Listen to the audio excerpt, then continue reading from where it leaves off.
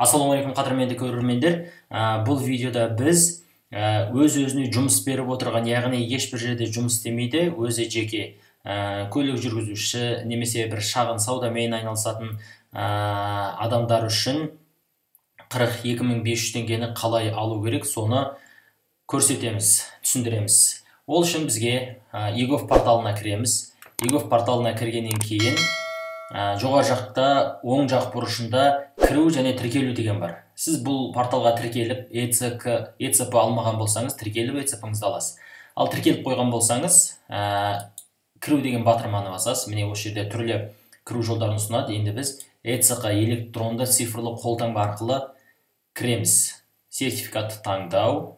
Кім қай жерге сақтады, сол жерден сертификатын ала алады. Міне ең біріншісін таңдаймыз. Out деген таңдаймыз. Және осы жерге парольді енгіземіз.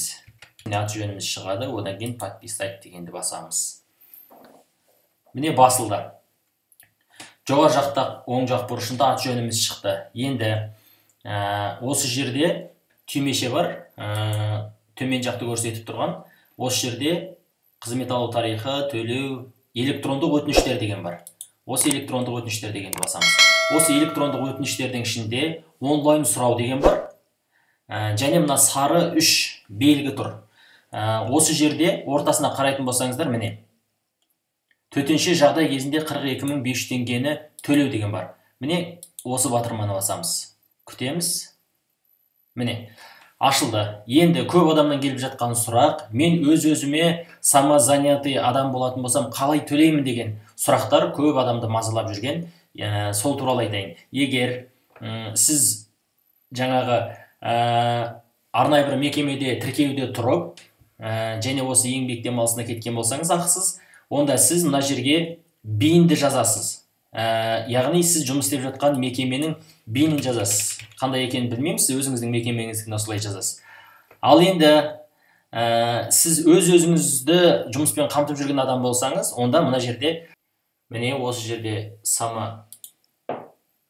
самозанятый дегенді басамыз. Сол кезде автомат түрде мына жоғары жақта көрсетіліп тұрған иін толтырылады.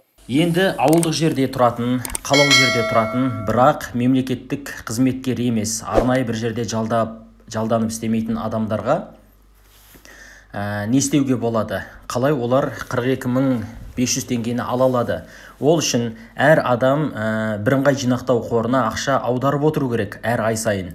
Оны мемлекеттік қызметкерлер немесе басқа мекемеде жұмыс істейтіндер ай сайын автоматты түрде жұмыс беріп отырған мекеме аударады. Ал жеке кәсіппен, өзін-өзі жұмыспен қамтып отырған адамдар ол ай сайын салып отырмайды, өкінішке орай. Енді не істеу керек осы кезекте? Каспий Голд әр адамда бар. Каспий Голдқа, Каспий Кзетке кіреміз. Каспий Кзетке кіремізді, платеж деген бар. Сол платеж дегенге барамыз. Басқаннан кейін поиск деген шығады. Поискке ECP деп жазамыз. Міне, осыны басқан кезде место регистрация дейді. Соны басамыз. Ауылдық жерде тұратын болсаңыз, село деген таңдайсыз. Қалалық жерде тұратын болсаңыз, город деген таңдайсыз. Біз ауылдық жерді таңдайық енді. Одан кейін екінші апрель дейді, сәуір айына төлей аламыз. Одан кейін ин. Өзіңіздің иніңізді жазасыз. Сосын продолжить дегенді басасыз. Оны басқаннан кейін сізге қабылданды, бір күннен кейін жауап келеді деп SMS көрінеді. Ал наименование работодателя, кім оған жұмыс беріп отыр? Ол өзін-өзі жұмыспен қамтып отыр ғой.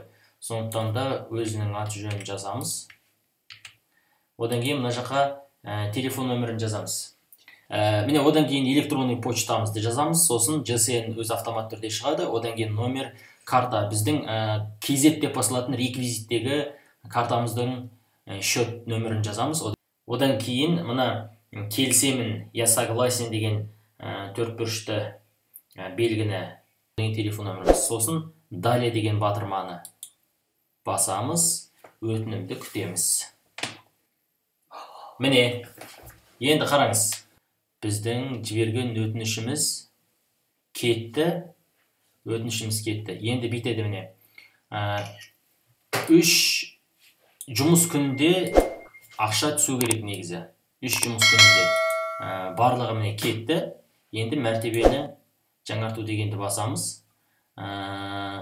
Біздің өтінішіміз қабылданды. Алла қаласа 3 жұмыс күні ішінде бізге 42.500 теңге түсу керек. Міне дәл осылай толтырылады. Қадірменді достар, видео ұнаса каналға жазылыңыз, лүпіл басыңыз және қоңыраушаны белгілеңіз. Біздің жаңа видеоларымыз сізге міндетті түрде келіп тұрады. Және бұл видеоны басқаларға да бөлісуді ұмытпаңыз.